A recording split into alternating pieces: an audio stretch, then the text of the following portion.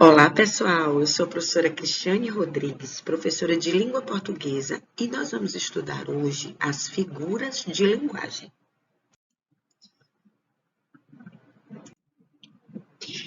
Para que a gente possa, na verdade, entender o objeto do nosso estudo dessa aula, nós precisamos entender o que é a conotação e o que é a denotação, que são, na verdade, os sentidos da linguagem, certo?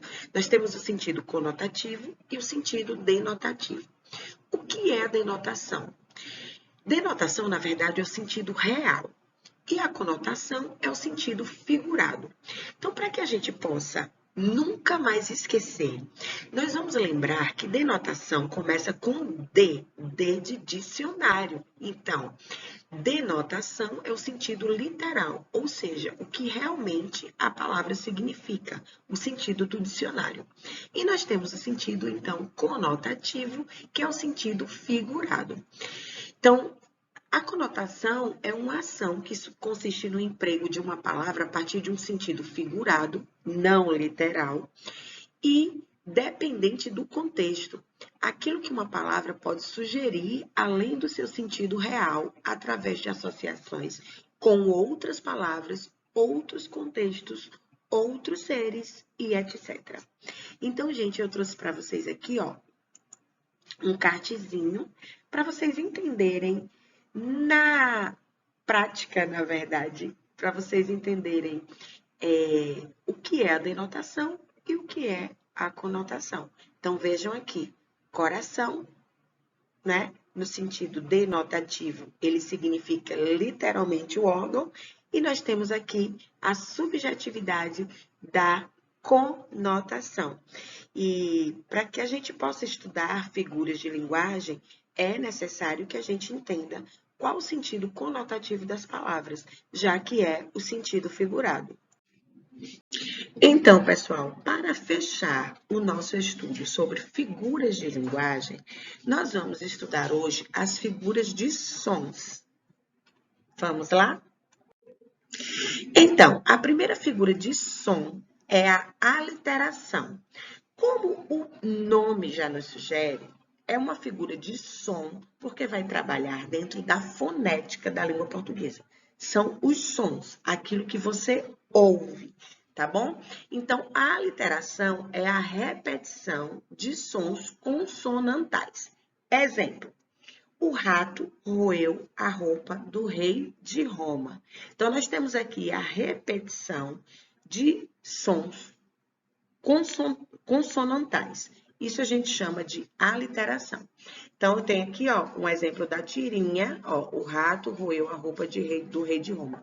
Cebolinha, você aprendeu a falar? O rato roeu a roupa do rei de Roma. Claro, né? Então, aqui a gente tem um exemplo, tá, de aliteração na tirinha. Então, outra figura de som é a paronomásia, que é a repetição de palavras cujos sons são parecidos. Então, a gente tem aqui o exemplo: ó, o cavaleiro, muito cavalheiro, conquistou a donzela. Perceba que a gente tem a palavra cavaleiro e cavalheiro.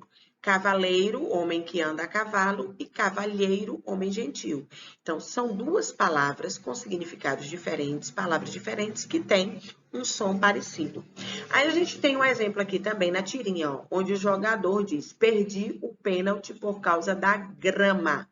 E o político diz: perdi o escrúpulo por causa da grana. Então, a gente vê aqui a palavra grama e grana, que tem sons parecidos. Então, aqui a gente tem um exemplo de paronomásia.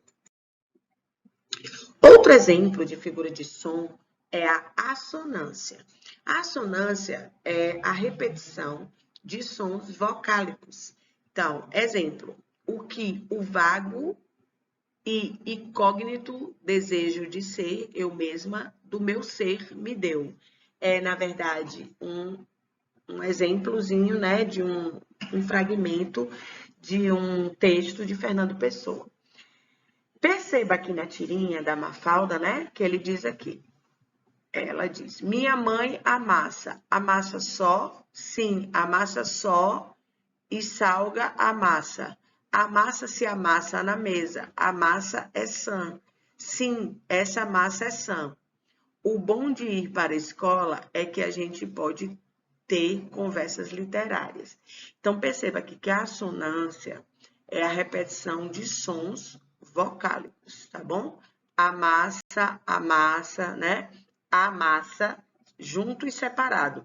Mas o som é, na verdade, parecido, né? Então, é a repetição desses sons vocálicos. A gente chama de assonância.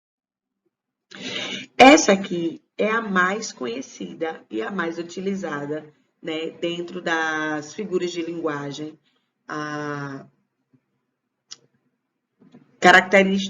tendo característica de figura de som, né, que é a onomatopeia.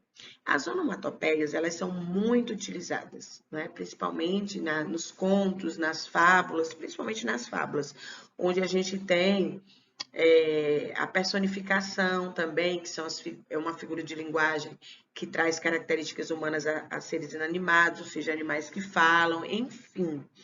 A onomatopeia é a inserção de palavras no discurso que vai imitar os sons, tá bom? Então, falando numa linguagem mais coloquial, é a imitação dos sons. Exemplo, não aguento o tic-tac desse relógio, tá? Então, veja aqui, ó, o tic-tac, que é a palavra, né, imitando o som das coisas. Aí a gente tem aqui uma tirinha do Cebolinha, né? Ó, bum, bum, bum. Cebolinha quer parar de fazer barulho? Aí ele faz buá, buá, né? Imitando aqui o som do choro, tá? Então, a gente vê aqui que a onomatopeia é a inserção de palavras no discurso que vai emitir o som. A gente tem várias onomatopeias, né? Os gibis também, as histórias em quadrinhos, é muito comum ter a presença de onomatopeias. Então, eu trouxe aqui para vocês, né, um resumozinho das figuras de linguagem, para que a gente possa fechar esse assunto aqui. Nós temos as figuras de palavras, as figuras de pensamento, as figuras de sintaxe ou construção e as figuras de som ou harmonia, que a gente está vendo aqui nessa aula para finalizar esse nosso assunto sobre figuras de linguagem.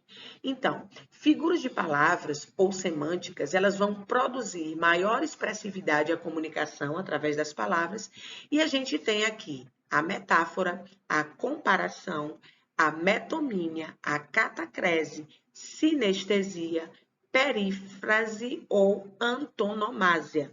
São figuras de palavras ou semânticas. Temos também, né, as figuras de pensamento, que nós já estudamos, que elas vão produzir maior expressividade à comunicação através da combinação de ideias e pensamentos. Aí nós temos hipérbole, eufemismo, lilote, ironia, personificação ou prosopopeia, tá bom? Antítese, paradoxo, gradação e apóstrofe. Dentro das figuras de sintaxe ou construção, nós temos aqui elipse, pleonasmo, zeugma, hipérbato, silepse, né? Anacoluto, anáfora, polissíndeto, hipérbato. Elas vão produzir maior expressividade à comunicação através da inversão, repetição ou omissão de termos na construção das frases.